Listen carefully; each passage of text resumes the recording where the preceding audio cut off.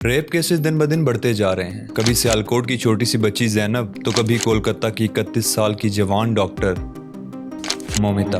36 घंटे की conjunctive shift करने के बाद मोमिता थक जाती है और आराम करने के लिए जाती है सेमिनार हॉल। तो उसके कुछ ही देर बाद एक शख्स उस सेमिनार हॉल में एंटर होता है और मोमिता को वहां सोता देखकर उसके अंदर की हवस जाग जाती है। वो मोमिता को अपनी हवस का शिकार बना लेता है। सिर्फ इतना ही नहीं, वो शख्स अपने दोस्तों को कॉल करके उनको भी बुलाता है और ये सब मिलकर मोमिता का गैंग रेप करते हैं और उसके बाद मोमिता को मार दिया जाता है।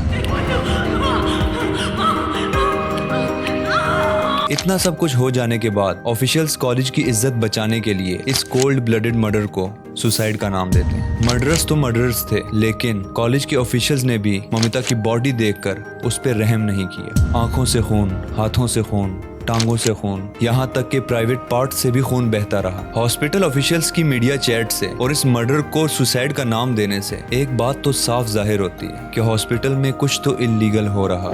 30-year-old doctor Momita Devnath was discovered in a hospital lecture hall.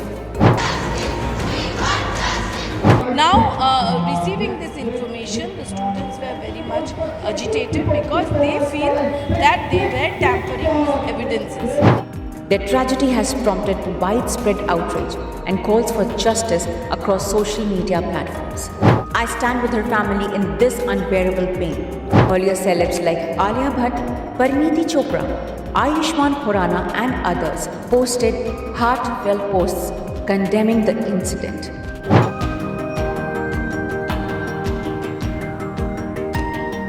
August 2024 RG Kar medical college में 31 साल की एक फीमेल डॉक्टर के साथ फिजिकल असॉल्ट हुआ, उनका रेप किया गया और उसके बाद उनका मर्डर कर दिया गया। विक्टिम को बेदर्दी से मारा गया। उसकी हालत ऐसी कर दी गई कि आंखों से खून, हाथों से खून, पांवों से खून, यहाँ तक के उसके प्राइवेट पार्ट से भी खून बहता रहा।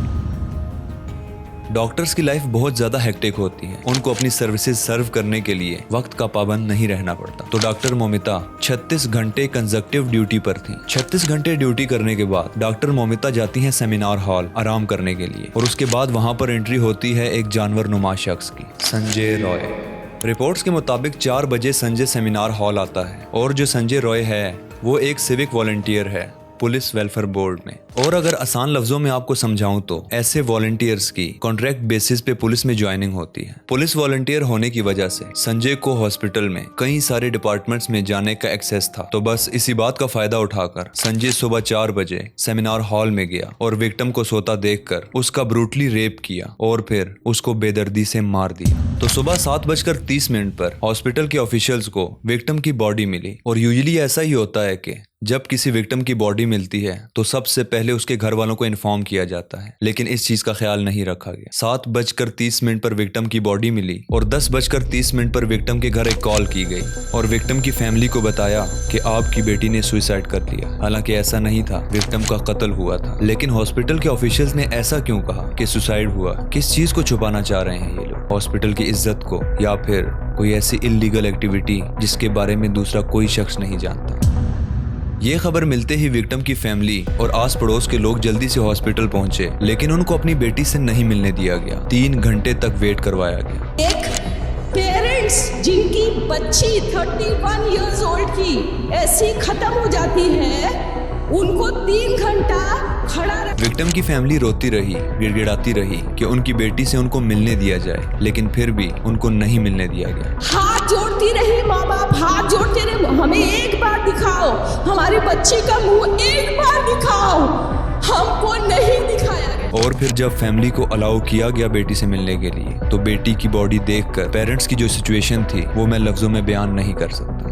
बॉडी ऑफ द गर्ल जिसके मुंह में खून था, बच्ची का शरीर में कोई कपड़ा नहीं था, पैर दोनों राइट एंगल में मिला गया। इतना सब कुछ हो जाने के बाद हॉस्पिटल के ऑफिशियल्स ने ऐसा क्यों कहा कि विक्टिम ने सुसाइड किया है? हालांकि बॉडी को देखकर तो ये साफ लगता है कि उसका मर्डर हुआ है। कॉलेज की प्रिंसिपल ने मीडिया से ये तक कह दिया कि विक्टिम को साइकोसिस नाम की एक बीमारी थी जिसकी वजह से उसने सुसाइड किया है। लेकिन बिना किसी एविडेंस के, बिना किसी प्रॉपर इन्वेस्टिगेशन के कॉलेज का प्रिंसिपल ऐसे बयान कैसे दे सकता है? ये तो बिल्कुल एक इररिस्पॉन्सिबल एक्ट है। लेकिन कॉलेज की तरफ से इस बात को दबाया गया, इस बात को छुपाया गया ताकि कोई भी दूसरा शख्स इसके बारे में ना जान सके। लेकिन जब ये बात पूरे कॉलेज में फैल गई और उसके बाद कोलकाता के तमाम मेडिकल कॉलेजेस में ये बात फैली और फिर एडमिनिस्ट्रेशन की तरफ से जब प्रेशर आया, उसके बाद जाकर बॉडी का पोस्टमार्टम करवाया गया और पोस्टमार्टम रिपोर्ट्स देखकर सब लोग एकदम शॉक्ड थे। रिपोर्ट्स ने ये बात साफ कर दी थी, विक्टिम को इस हद तक ब्रूटली टॉर्चर किया गया कि उसका कॉलर ऑफ बोन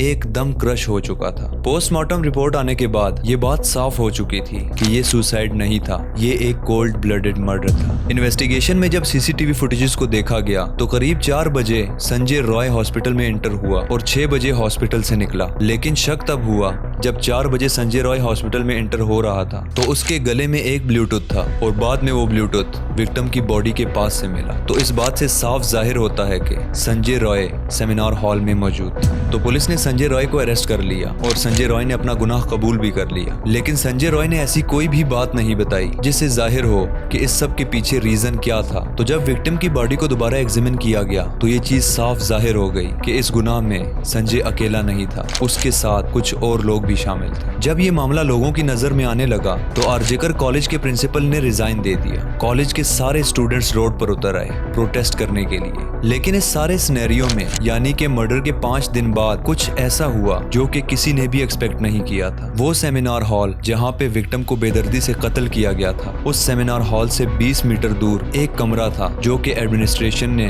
कत्ल के 5 दिन बाद तोड़ दिया और ये जस्टिफिकेशन दी कि हम इस कमरे को रेनोवेट कर रहे हैं। जब हॉस्पिटल में इतना बड़ा हादसा हो गया तो हॉस्पिटल की एडमिनिस्ट्रेशन कैसे रेनोवेशन के बारे में सोच सकती है? इस बात से साफ जाहिर होता है कि एडमिनिस्ट्रेशन कुछ तो छुपा रही है, कुछ तो इल्लीगल हो रहा है वहां पे।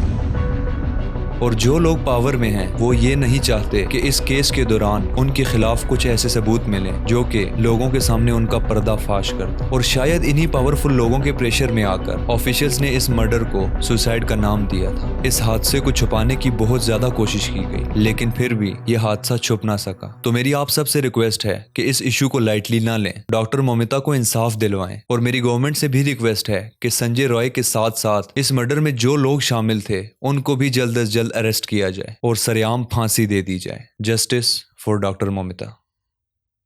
पीस।